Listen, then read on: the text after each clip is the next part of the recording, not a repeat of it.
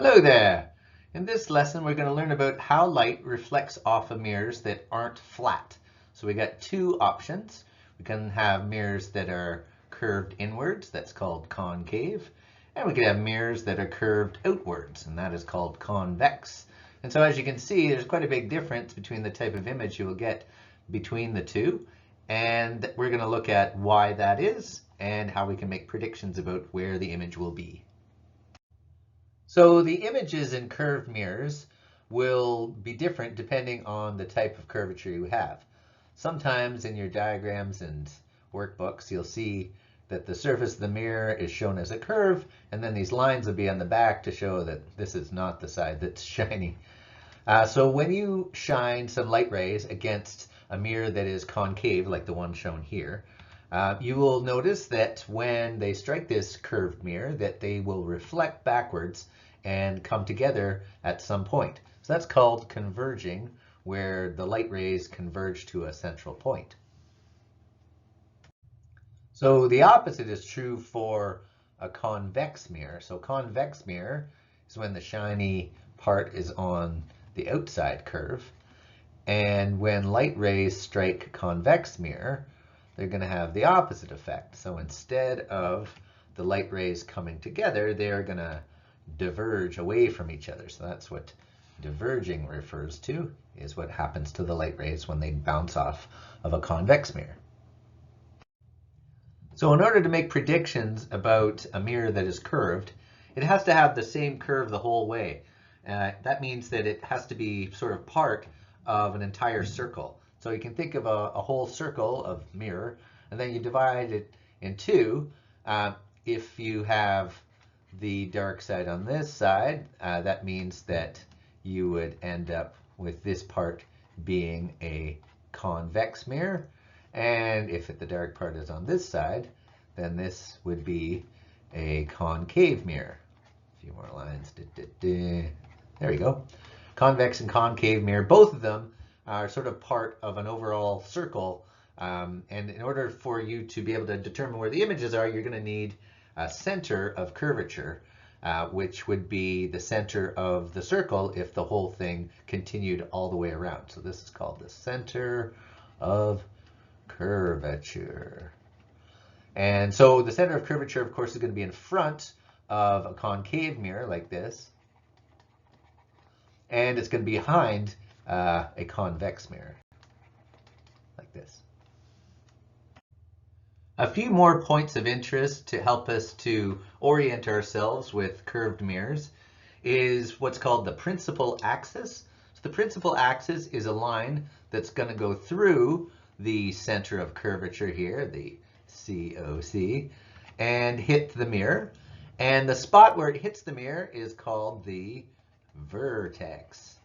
And if you go through the center of curvature to hit the mirror, that vertex is going to have an angle of 90 degrees. So the last point of interest that we're going to have a look at here is what's called the focal point or focus. And in a concave mirror, that's going to be in front of the mirror. And so if you have a bunch of parallel lines or rays of light that are going to hit your concave mirror, they're going to reflect back and converge at a central spot. And that central spot is called the focal point or focus.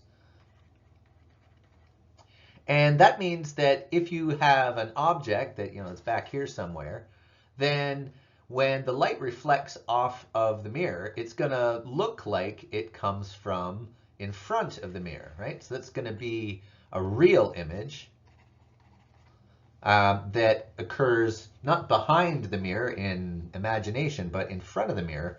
Because if your eye is here looking in, you're going to see that the light rays all come from this central spot, the focus.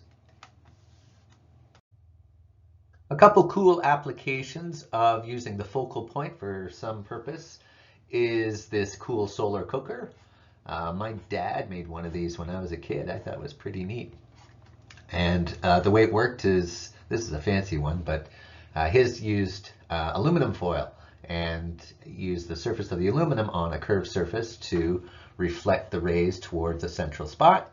And that's where you put your pan and your eggs or whatever you wanted. And all the sun's energy would be focused at that one point and cook your eggs. Another place is satellite dishes. So the radio waves that satellites send down can be picked up by the dish that focuses them at a central spot.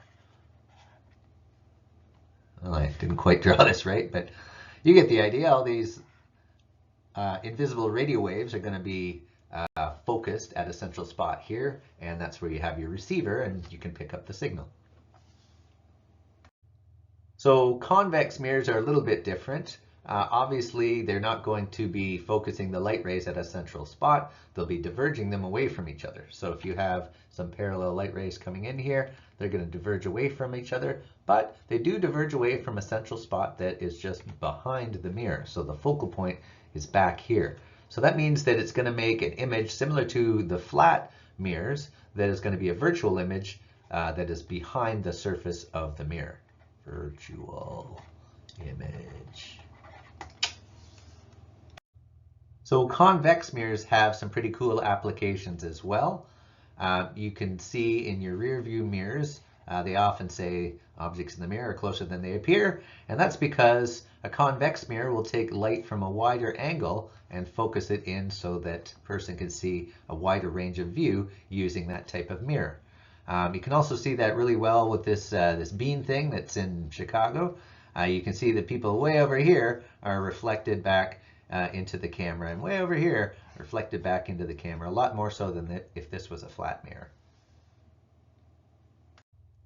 So if you've ever been to a carnival or a fun house that has a hall of mirrors like this, you might have seen mirrors that have both concave and convex parts to them. So you got some concave parts like here and some convex parts here, and that's what makes these weird images that are like too short or too long depending on which part that you're looking at.